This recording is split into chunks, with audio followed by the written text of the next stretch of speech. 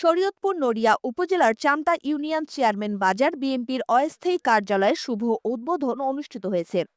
আয়োজনে এ সময় চামতা ইউনিয়নের গুলমাইজ চেয়ারম্যান বাজার ৬ ও ৭ নং ওয়ার্ডের বাংলাদেশ জাতীয়তাবাদী দল বিএনপির অস্থায়ী কার্যালয়ের উদ্বোধন অনুষ্ঠানে প্রধান অতিথি হিসেবে উপস্থিত ছিলেন নড়িয়া উপজেলার বিএনপির সাধারণ সম্পাদক ফরিদ আহমেদ রয়েল মাঝি। শুক্রবার বিকেল ৫টায় চেয়ারম্যান বাজার বাংলাদেশ জাতীয়তাবাদী দল বিএনপির অস্থায়ী কার্যালয়ের উদ্বোধন করেন নড়িয়া উপজেলার বিএনপির সহ সাধারণ সম্পাদক আবুল কাশেম ব্যাপারী।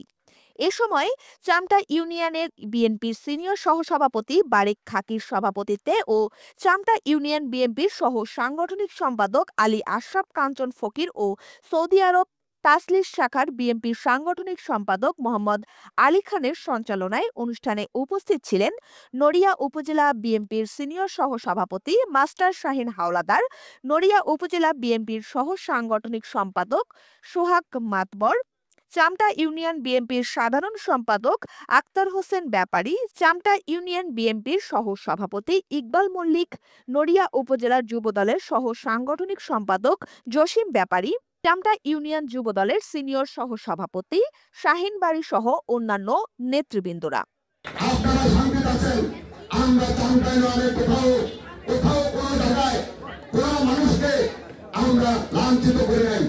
আমরা কাউকে দূর থেকে দূরে বলে নেই।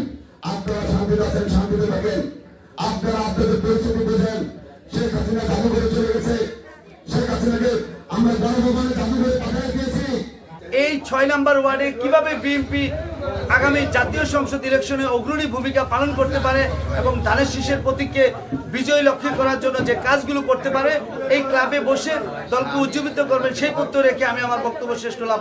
অনুষ্ঠানে সার্বিক সহযোগিতা করেন নড়িয়া উপজেলা বিএনপির উপদেষ্টা ও শরীয়তপুর জেলা জাতীয়তাবাদী ফোরাম সভাপতি শফিকুল ইসলাম তুহিন, সাবেক ছাত্রনেতা সোহাগ ঢালি, সুমন শিকদার, শাহ আলম খান, নান্নু মাল ও আনু দেওয়ান।